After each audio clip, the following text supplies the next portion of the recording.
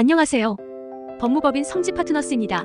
몇 해 전 코로나 바이러스가 확산되면서 비대면 무인 가게가 증가하였습니다. 무인 점포는 직원 없이 키오스크로 자율 계산을 한 후 물건을 구매하는 것이 특징이라 할 수 있는데요. 무인 가게는 그 종류도 매우 다양하며 365일 24시간 운영하고 있어 많은 사람들이 시간에 제약받지 않고 이용할 수 있습니다. 큰 장점도 있으나 이와 반대로 도난이나 절도, 기물 파손 등의 위험 부담이 있는 것도 사실입니다. 무인으로 운영된다는 점을 노려 가게 기물을 망가뜨리는 행위, 가정 내에서 발생한 쓰레기를 무단 투기하는 행위, 일부 제품들을 개선하지 않고 절도하거나 바코드를 찍지 않아 누락시키는 등의 행동을 하는 것 모두 위법입니다. 절도한 물건의 금액이 매우 소액이라 할지라도 무인가게 절도로 형법에 따른 처벌을 받게 되는데요. 며칠 전 특정 무인 점포를 범행 장소로 삼고 수차례 절도한 30대 남성이 결국 상습절도 및 미수 혐의로 체포되었습니다. 남성은 가게에 들어가 아무도 없는 틈을 타 6차례에 걸쳐 물건을 훔쳤으며 피해 금액은 약 30만 원에 달하는 것으로 알려졌습니다. 경찰은 남성을 상대로 추가적인 여죄가 있는지 수사를 진행하고 있으며 구속영장 신청을 검토하고 있는 것으로 나타났습니다. 이처럼 결제를 하지 않고 물건을 가져가는 것뿐만 아니라 키오스크에 현금 대신 종이를 넣거나 유상 비닐봉지를 구매하지 않고 사용하는 것 모두 무인가게 절도에 해당하여 법의 처벌을 받을 수 있습니다. 특히 이 범죄는 성인뿐만 아니라 10대 청소년들에게 잇따라 발생하고 있어 문제가 되고 있습니다. 타인의 물건을 정당한 절차 없이 소유하였다면 어떠한 처벌을 받게 될까요? 이번 죄는 절도의 방법과 절취한 시간에 따라 다른 죄명을 받게 될 수 있습니다. 먼저 무인가게 절도를 한 사람은 6년 이하의 징역 또는 1천만 원 이하의 벌금에 처해지게 되며 야심한 야간 시간에 점포에 침입하여 타인의 재물을 절취하였다면 벌금형 규정 없이 10년 이하의 실형을 선고받을 수 있습니다.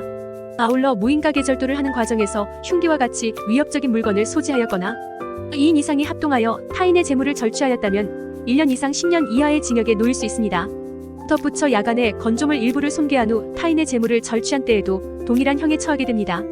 마지막으로 상습범도 그 죄에 정한 형의 2분의 1까지 가중하게 됩니다.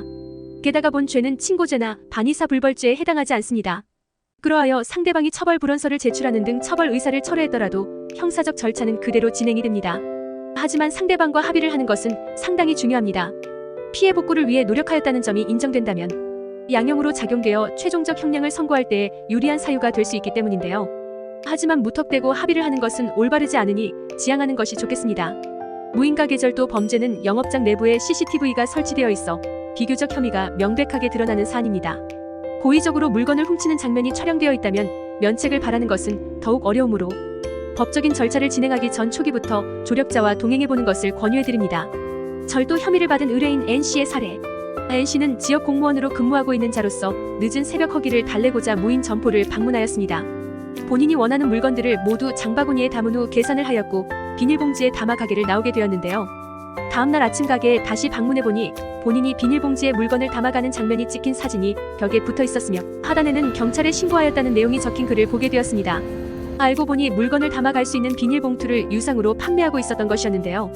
게다가 N씨가 계산을 하기 전 배를 채우기 위해 음식을 섭취하고 결제를 하지 않은 채 포장 비닐을 쓰레기통에 버리고 간 것이었습니다. 결제하는 것을 깜빡한 N씨는 무인가게 절도 혐의를 받게 되자 고의성이 없었다는 것을 확실하게 증명해 내기 위해 본인의 사건을 의뢰하였습니다. 사건을 더욱 정확하게 파악하기 위하여 면담을 우선적으로 진행하였고 N씨에게 억울한 부분이 있음을 찾아내었습니다.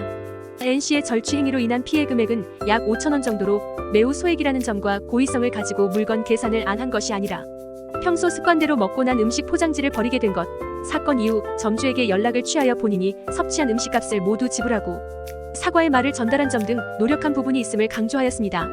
이에 검찰은 성지 파트너스의 주장을 받아들여 N씨에게 기소를 유예한다는 불기소 결정을 내렸습니다.